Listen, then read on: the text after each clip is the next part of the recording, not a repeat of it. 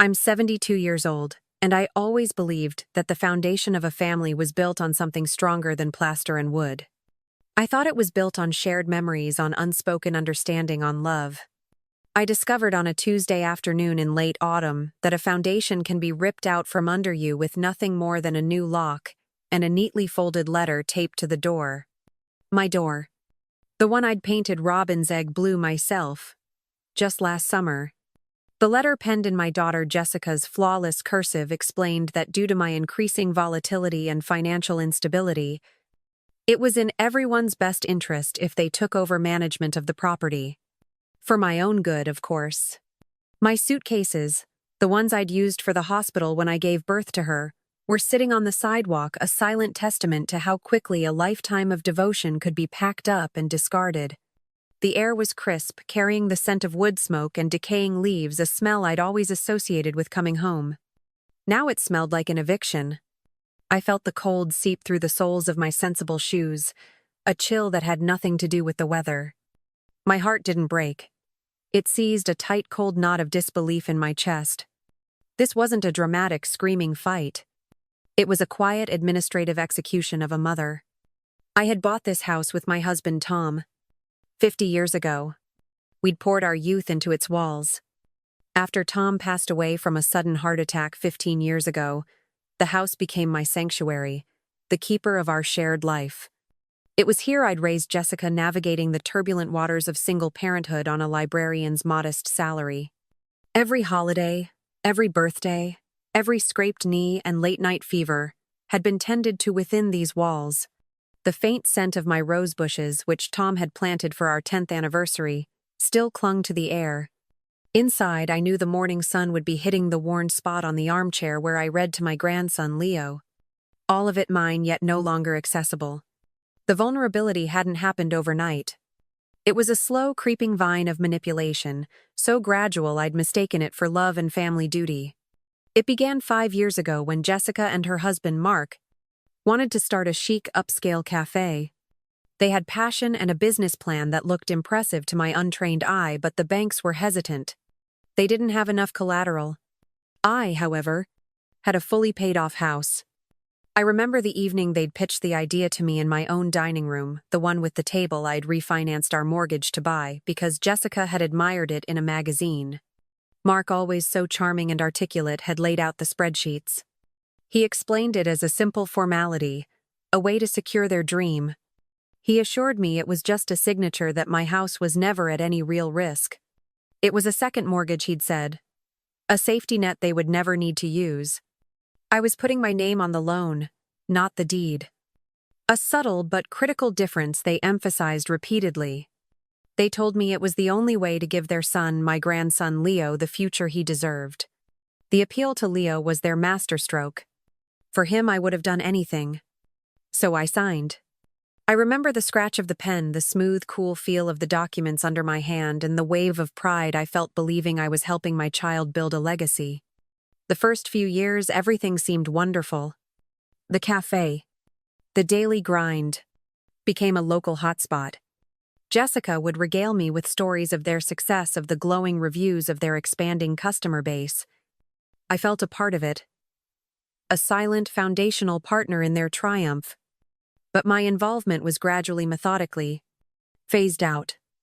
The weekly dinners I hosted, once a cherished tradition, became bi-weekly, then monthly. Jessica was always so apologetic, explaining that the demands of the business were all-consuming. I understood. I wanted them to succeed. Then came the first red flag, a fluttering of unease. I dismissed as my own anxiety. They needed to expand the cafe, to build an outdoor patio. It required another loan, and they asked me to co-sign again. I hesitated this time, a flicker of doubt crossing my mind. My own finances were tightening. My pension hadn't stretched as far as I'd hoped, and a recent roof repair had taken a significant bite out of my savings. When I voiced my concerns, Jessica's expression had hardened almost imperceptibly. She'd accused me so gently. It felt like a caress of not trusting them. She reminded me that my name on the house was the only thing holding them back from true security. Mark had put his arm around me, his voice a low, soothing murmur telling me this was the final hurdle. After this, they'd be self-sufficient, able to start paying me back for my unwavering support. The unspoken pressure was immense. To refuse felt like a betrayal, a declaration that I didn't believe in them. So once again I signed. The betrayals became more personal after that. My 70th birthday party was a masterclass in subtle cruelty. I'd wanted a simple garden party, just family and a few of my closest friends. Jessica had insisted on hosting it at the cafe. It seemed like a lovely gesture until I arrived. The event wasn't a celebration of me. It was a promotional event for their business. My few friends were lost in a sea of local influencers and business contacts. Mark and Jessica were trying to impress. They presented me with a gift, a beautiful, expensive-looking cashmere shawl. Later, when I accidentally saw the credit card receipt left on the counter, I realized they had purchased it using the joint emergency credit card we'd set up years ago, a card for which I was the primary account holder. They were celebrating me with my own money and framing it as a tribute to their success. When I tried to talk to Jessica about it later, she'd waved it off as a simple accounting mix-up, making me feel small and petty for even bringing it up. The final decisive blow came not with a bang but with a quiet administrative shuffle. They had approached me about 6 months before the lockout, explaining that with their busy lives, it would be easier for them to manage my household bills. They told me they wanted to take the burden off my shoulders to let me relax and enjoy my retirement. It sounded so considerate. They set up automatic payments from their account, and I, trusting as ever, gave them the account numbers and utility information they needed. I didn't realize they were also methodically redirecting the mail-changing account passwords and, most critically, using their position as co-borrowers on the mortgage to communicate directly with the bank. They had refinanced again this time without my signature, leveraging a power of attorney I'd signed years ago for medical emergencies, which I now realized had contained vague, sweeping financial clauses I'd never scrutinized. They had effectively consolidated all financial control, leaving me with a small weekly allowance they deposited into my checking account, enough for groceries and incidentals, but not enough to feel independent. They had slowly, piece by piece, dismantled my autonomy until all that was left was the illusion of living in my own home. And now here I was standing on the curb with 2 suitcases and a lifetime of memories locked behind a door I was no longer allowed to open. The reality of my displacement was stark and terrifying. I was 72 years old with a meager pension, a few $100s in my checking account, and no home. The first person I called was my oldest friend, Maggie. We had known each other since we were brownies, and her voice was a beacon of sanity in the swirling fog of my panic. She didn't offer platitudes or express shock. She simply said in her no-nonsense way, "I'm on my way. Don't you move a muscle, Carol. We'll figure this out." Maggie arrived 20 minutes later, her small, reliable sedan pulling up to the curb. She got out a fierce protective glint in her eyes and helped me load my suitcases into her trunk without a word. Her guest room, a cozy space filled with books, and the faint scent of lavender became my refuge. It was small, with a floral comforter and a window that looked out onto her well-tended garden, but it was safe. In that room, surrounded by another person's life, the full weight of my own dislocation crashed down on me. I spent the first 48 hours in a state of suspended animation, a profound confusion that bordered on dissociation. I would sit on the edge of the bed for hours, tracing the patterns on the wallpaper, my mind replaying the last few years on a loop. I sifted through every conversation, every signature, every reassuring hug, trying to pinpoint the exact moment the tide had turned against me. Was it the first loan? The power of attorney? The birthday party? The truth was, it wasn't a single moment. It was 1,000 small, almost invisible concessions, a slow, patient erosion of my boundaries, my finances, and my will. Maggie was my rock. She didn't push me to talk. She just made sure I ate, brought me endless cups of chamomile tea, and sat with me in companionable silence. On the third evening, as we sat in her living room, she finally broke the quiet. "You know this is illegal, right?" "What they've done?" I just shook my head, the legalities feeling distant and irrelevant compared to the deep personal wound of the betrayal. It wasn't about the law. It was about my daughter looking at me and seeing not a mother but an obstacle, a resource to be plundered and then discarded. But as the initial shock began to recede, a new feeling started to surface, pushing through the layers of hurt and confusion. It was a slow-burning ember of anger. Not the explosive shouting kind, but a cold, clear, clarifying rage. They had underestimated me. They saw me as a frail, doting old woman they could easily manage. They had forgotten the woman who had raised a child alone, who had managed a household on a shoestring budget, who had faced down life's challenges with quiet resilience for over 7 decades. The first spark of resolve ignited within me. I wasn't just going to be sad. I was going to be strategic. I looked at Maggie, my teacup steady in my hands for the first time in days, and said, I need to find a lawyer. The decision to seek legal counsel felt like the first real breath I'd taken in a week. Maggie, ever practical, pulled out her laptop and we spent the evening researching. We weren't looking for a bulldog litigator from a downtown firm. We were looking for someone specialized, someone who understood the nuances of elder law and financial exploitation. The name we kept coming back to was a woman named Sarah Jenkins, whose website spoke of protecting family assets with dignity and strength. The word dignity resonated with me. This wasn't just about reclaiming my house. It was about reclaiming my self-respect. My first meeting with Sarah was in a modest but professional office that felt calming rather than intimidating. She was a woman in her late 40s with a warmth in her eyes that was offset by a sharp analytical focus. She didn't make false promises or offer easy comfort. Instead, she listened, taking meticulous notes as I recounted the last 5 years, my voice trembling at first, then steadying as the act of telling my story solidified my resolve. I'd brought a small accordion file with the few documents I had. Old bank statements, a copy of the original mortgage, the notice from the credit card company about the birthday shawl. It felt laughably inadequate, a handful of pebbles against a fortress. Sarah looked through them, her expression unreadable. When I finished, she looked me directly in the eye. Carol, she began, her tone measured and calm. What your daughter and son-in-law have done is called presumed undue influence. In cases involving a fiduciary relationship like a child assisting an elderly parent, the burden of proof is on them to show that every transaction was fair and conducted in good faith without any pressure or manipulation on their part. For the first time, I felt the ground beneath me solidify. There was a name for what had happened to me. It wasn't just a family dispute. It was a recognized pattern of exploitation.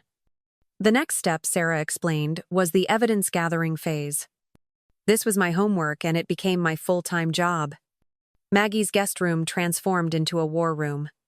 We went to my bank and, with a letter from Sarah, requested complete statements for all my accounts going back 10 years. We did the same for the credit cards. The bank manager, a kind man who had known me for decades, expressed his concern and expedited the process. When the boxes of documents arrived, it was overwhelming. Stacks of paper, each one a piece of a puzzle I hadn't known I was a part of. For 2 weeks, Maggie and I sat at her dining room table, armed with highlighters and sticky notes, piecing together the timeline. It was a painful archaeological dig through my own life. We traced the slow depletion of my savings, noting how large withdrawals coincided with Jessica and Mark's business expansions. We found the records of the second mortgage, the refinancing I didn't even know about, and the power of attorney documents. The most damning discovery was in the credit card statements. It wasn't just the birthday shawl. It was a pattern. Dozens of charges at upscale restaurants, boutiques. I'd never set foot in online subscriptions for services.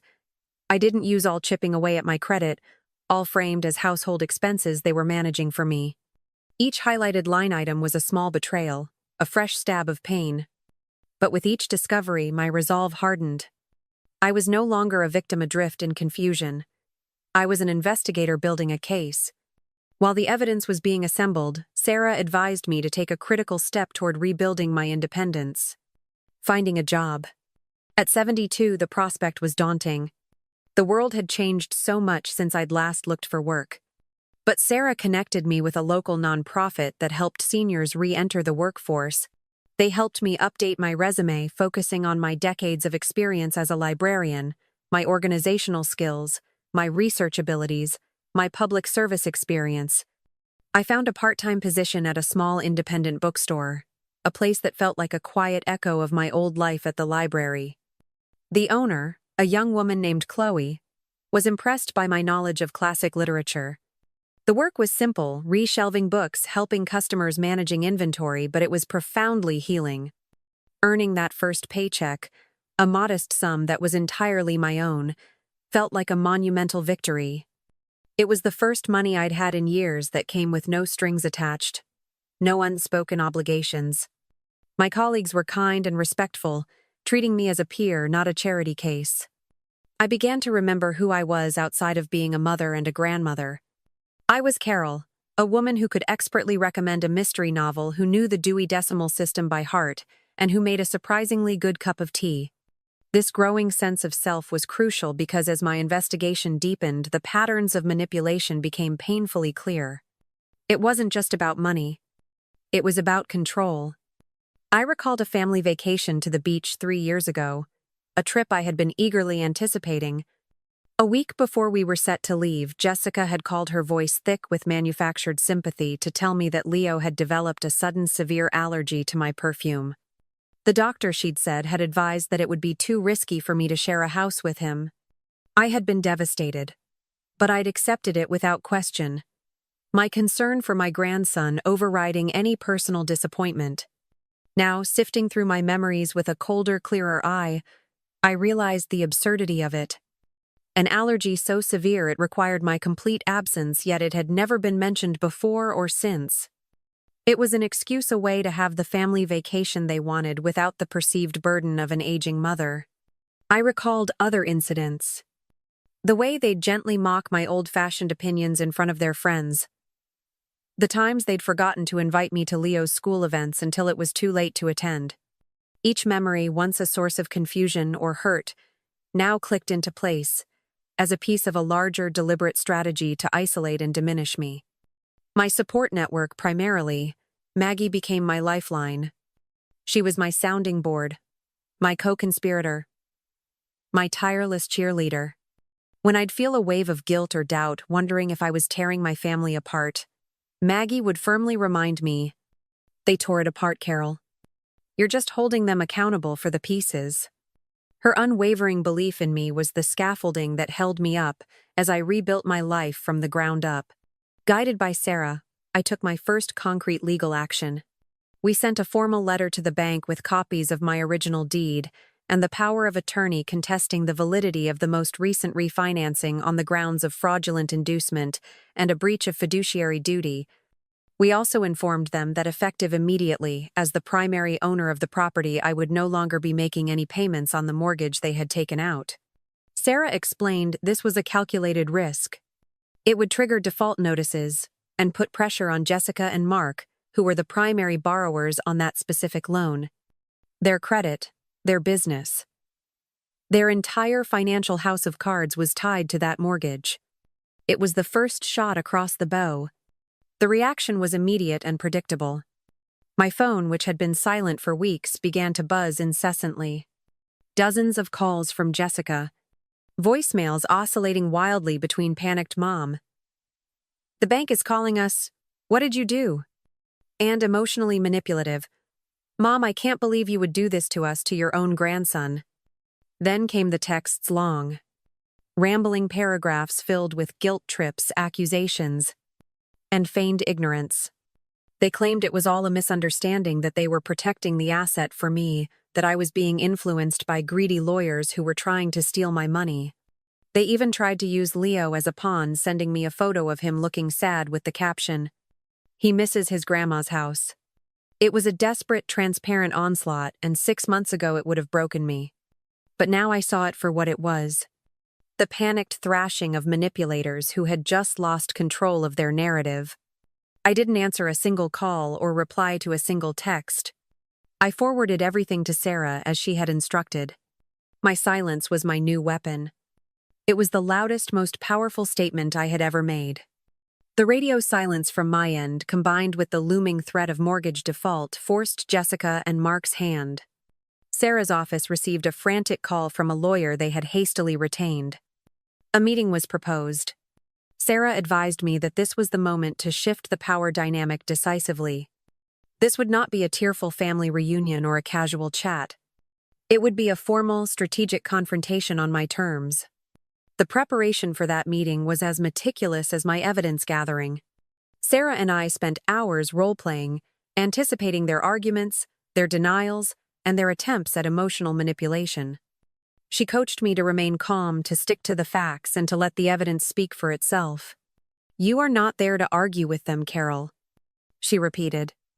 "You are there to present the consequences of their actions." We booked a conference room at a neutral location, a professional mediation center downtown. The room itself was sterile and impersonal, all polished wood and brushed steel, a far cry from the cozy warmth of my living room where so many of their deceptions had taken place. I chose my outfit with care. A simple dark blue dress, and the string of pearls Tom had given me for our 25th anniversary. It was my armor. A quiet statement of my identity outside of them. Maggie drove me, squeezing my hand before I went in. "Remember who you are," she whispered. I arrived with Sarah 10 minutes early. We arranged our files on the large conference table. Binders of highlighted bank statements, credit card receipts, copies of the various loan documents and the power of attorney, and a professionally prepared timeline of events. Each document was a brick in the wall of truth I had built. When Jessica and Mark arrived with their lawyer, the change in them was palpable. The easy confidence was gone, replaced by a brittle defensive tension. Jessica wouldn't meet my eye. Mark, however, tried to reclaim control, striding in with a strained smile, attempting a familiar, charming tone. "Mom," he started as if we were about to discuss Sunday dinner. "I think there's been a huge misunderstanding." Sarah cut him off before he could continue. "Mr. Henderson," she said, her voice polite but firm. "Perhaps we should let the documents clarify the situation." And with that, she began. For the next hour, Sarah calmly and methodically walked them through the evidence. She presented the first loan, which I had willingly co-signed, and then the second. Then she moved to the unauthorized refinancing, showing them the bank records and the power of attorney they had misused. She laid out the credit card statements, highlighting the hundreds of personal purchases they had coded as my expenses. With each new piece of evidence, I watched the color drain from their faces. Their lawyer, a man who seemed increasingly uncomfortable, shuffled his papers and periodically whispered to Mark. Jessica just sat there, her hands clenched in her lap, her gaze fixed on the polished surface of the table. The presentation of the timeline was the turning point. Sarah had created a large print chart that showed my savings dwindling in perfect correlation with their business's financial needs and their personal spending spikes. On the other side, she charted my own declining financial independence. Seeing it all laid out in black and white, undeniable and stark, seemed to land a physical blow. The air in the room grew thick with their silent panic. The power dynamic had not just shifted, it had inverted. I was no longer the frail, confused mother. I was the one holding all the cards, and the cards were facts, figures, and legal statutes. Their denial when it came was weak and disjointed. Mark tried to argue that the expenses were legitimate business costs, that everything they did was to grow the family asset. Jessica, finally speaking, tried to minimize my contributions, her voice barely a whisper. She claimed I had offered to help, that I was happy to see them succeed, that I had always been a generous person. She was trying to reframe my exploitation as my own choice. It was a desperate attempt to rewrite history in real time. This was the moment Sarah had prepared me for. I spoke for the first time, my voice clear and steady. "My generosity was not an invitation to be erased, Jessica. I didn't raise my voice. I didn't cry. I simply stated the truth. The impact was more profound than any shout could have been." Jessica flinched as if I had struck her. Sarah then moved to the legal implications. She explained the concept of an equitable lien, a legal remedy where a court can impose a lien against a property to prevent unjust enrichment. She detailed how we could sue them for breach of fiduciary duty, financial elder abuse, and fraud. She mentioned that a conviction for financial elder abuse in our state could carry not just civil penalties but criminal charges. Their lawyer's expression turned grim. He knew she was right. He could see the strength of our case in the meticulously organized binders sitting on the table. The fear in the room was now palpable. It wasn't just about losing the house anymore. It was about public humiliation, ruined credit, and the very real possibility of a criminal investigation. The leverage was absolute. I had spent weeks with Sarah developing my terms, my ultimatum. This wasn't about revenge. It was about a just and fair unwinding of the damage they had done. I let Sarah present them. First, they were to immediately sign a quitclaim deed removing their names from the title of my house and relinquishing any and all claims to it. Second, they were to liquidate assets from their business to pay off the fraudulent mortgage they had taken out in my name, making my property whole and unencumbered. Third, they were to repay the $47,281 they had charged to my credit cards and withdrawn from my savings, with a detailed payment plan to be secured by a lien against their cafe. And fourth, they were to return every item they had stored in my house within 1 week, after which I would be changing the locks again, this time with keys only for me. Mark looked aghast. "This will ruin us." He sputtered, looking at his lawyer for support, who offered none. "The business can't sustain a hit like that." Jessica finally looked at me, her eyes filled with a mixture of disbelief and desperation. "Mom, you can't do this. We're your family. You stopped being just my family when you became my financial managers." I replied, my voice devoid of the warmth she was used to. "You made a series of business decisions. These are the business consequences." The woman who had sat on the curb in shock was gone. In her place was a creditor, a plaintiff, a survivor, who knew her worth and was now finally presenting the bill. There was no more negotiation to be had from my side. These were not proposals. They were terms of surrender. They could accept them, or we would see them in court.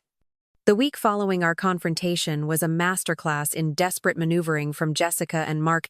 Their lawyer sent over a series of counter-proposals, each one a thinly veiled attempt to retain some measure of control. They offered to make the mortgage payments on my behalf.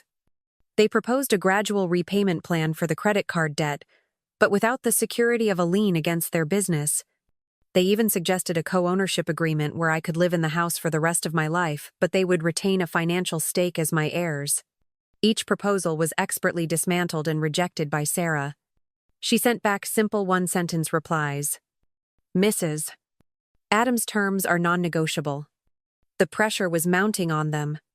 The bank's collections department was now calling them daily. Their pristine credit scores, the foundation of their business loans and lifestyle, were in jeopardy. The threat of a public lawsuit for elder abuse loomed over their carefully curated reputation in the community. They had built their world on an image of success and family values, and I was threatening to expose the rotten foundation beneath it. The formal mediation session, our final meeting, felt like the end of a long, painful chess match. This time there was no pretense of charm from Mark, no whispered pleas from Jessica. There was only the grim reality of their situation. We sat across the same polished table, but the atmosphere was entirely different. The desperation was no longer a subtle undercurrent. It was a heavy cloak in the room. Their lawyer argued that my terms were punitive, that they would bankrupt his clients. Sarah calmly responded that his clients had bankrupted me first, and my terms were not punitive but restorative. She explained in painstaking detail the legal power of the equitable lien I could file. It would attach to my house, yes, but it would also be a public record of their wrongdoing, a permanent stain on their credit history that would prevent them from securing future loans. Furthermore, the lawsuit would involve a forensic accounting of their business, potentially exposing other financial irregularities and putting their entire enterprise at risk. Faced with a choice between a controlled private demolition and a public uncontrolled implosion, they had no real option. The most difficult part for me was watching Jessica. Throughout the negotiation, she seemed to be grappling with two conflicting realities. In one, she was the victim of her mother's sudden, inexplicable hardness. In the other, the evidence of her own actions was undeniable. I could see the internal struggle in the way she twisted her hands and the darting glances she shot between me, Mark, and the lawyers. Mark, on the other hand, was purely a pragmatist. I could see the calculations in his eyes. He wasn't grappling with remorse. He was assessing damage and trying to salvage what he could. He was the architect of this scheme, but he had used Jessica's role as the loving daughter as his primary tool. He had convinced her that their desires and her mother's best interests were one and the same. Now, stripped of that justification, he was simply a cornered con man. Finally, after a tense private consultation with their lawyer, they returned to the table. "My clients will accept the terms." Their lawyer announced, his voice flat with defeat. The signing of the agreement was a somber, silent affair. I watched Jessica's handshake as she signed the quitclaim deed, the document that officially severed her legal tie to the home she grew up in. I felt no triumph, only a profound, weary sadness. This was not a victory lap. It was a necessary amputation. The consequences were immediate and concrete. The following Saturday was designated as move-out day. I did not go to the house. Maggie and Sarah both insisted it was better for me to stay away to let the lawyers handle the logistics. Maggie took me to a matinee movie, a silly comedy that I barely registered. All I could think about was the home I had filled with love being emptied under a cloud of shame and legal obligation. By 5 o'clock, Sarah called to tell me it was done. The keys were at her office. Maggie drove me home. My home. Walking through the front door was a strange, surreal experience. The house was empty of their presence but filled with the ghosts of their occupation. They had taken their expensive furniture, their trendy art, their oversized television, but they'd left behind a trail of neglect.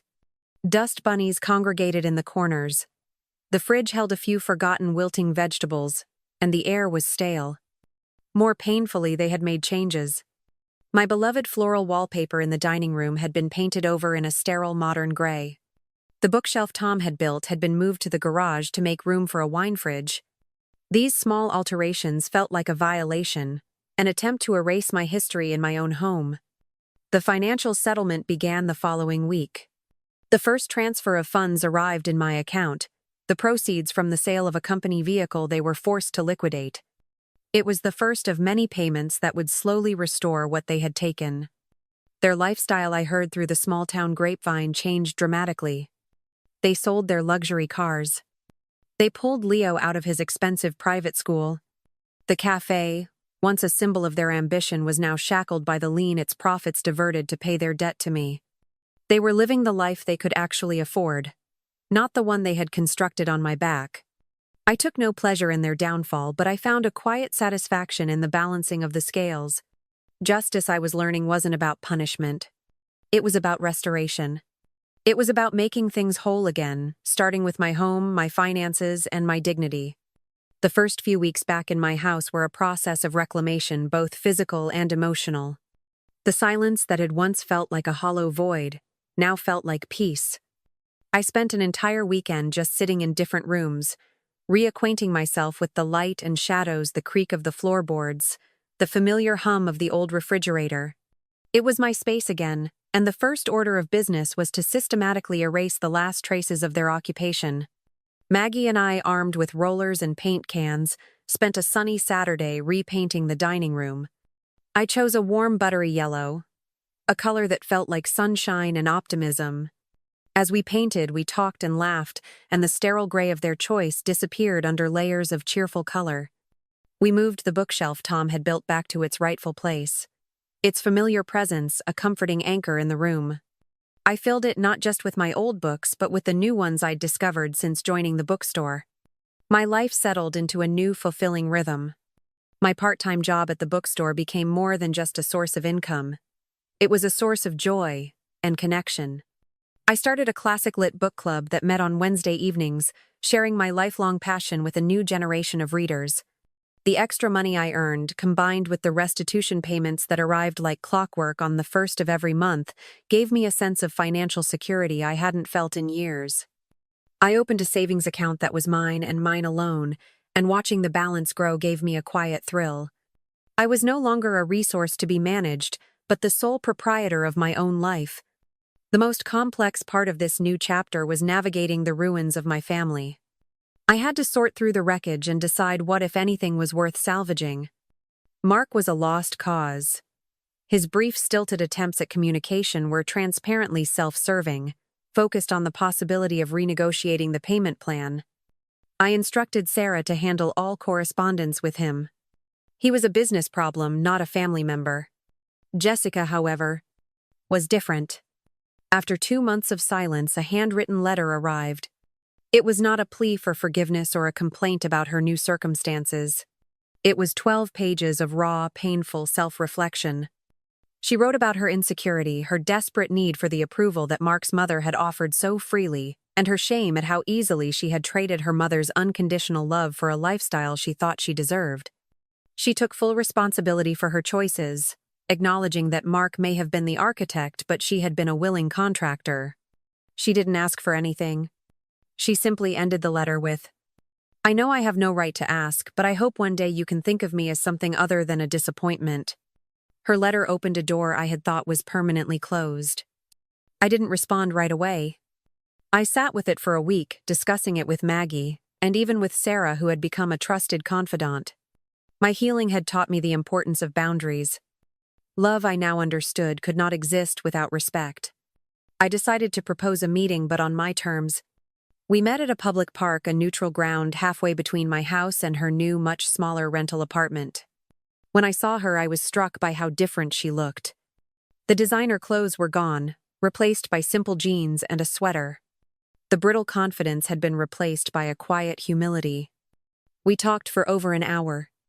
I listened more than I spoke. She told me about her new life, about the challenges of budgeting, about the surprising relief of no longer having to maintain a facade. She told me that Leo was happier in public school, that he'd made friends who liked him for who he was, not for the brand of his sneakers. This was the beginning of a slow, cautious rebuilding process. Our relationship would never be what it was, that innocence and blind trust was gone forever. But we were forging something new, something more honest. It was built on new rules. She could not ask me for money. She had to be honest even when it was difficult. And our time together had to be about genuine connection, not obligation. The first time she invited me over to their apartment for dinner, I saw the effort she was making. The meal was simple, something she had cooked herself, and the conversation was real. Leo showed me a drawing he had made in art class, a vibrant, chaotic explosion of color. He asked me if I could teach him how to draw a bird. In that small, authentic moment, I saw a glimmer of a possible future. My friends Maggie especially celebrated my victory not as a win against my family, but as a win for myself. My success became a quiet inspiration within my circle. Two of my friends from the book club, who were dealing with their own complicated family financial entanglements, asked for Sarah Jenkins's contact information. I realized that my story, as painful as it was, had a purpose beyond my own liberation. It was a cautionary tale, a roadmap for others who felt lost in the fog of family obligation and emotional manipulation. The wisdom I had gained wasn't theoretical. It was forged in fire. I learned that no is a complete sentence. I learned that true generosity doesn't require self-erasure. And I learned that it is never ever too late to reclaim your own life. Last week I signed up for an advanced watercolor class. The instructor is a well-known local artist, and the class focuses on landscapes. On my 73rd birthday, I plan to be in Tuscany painting the rolling hills, a trip I am paying for myself. My relationship with Jessica is a work in progress, a delicate tapestry. We are weaving one honest thread at a time. I am no longer just her mother. I am Carol, a painter, a book lover, a survivor, a woman who, after losing everything, finally found herself.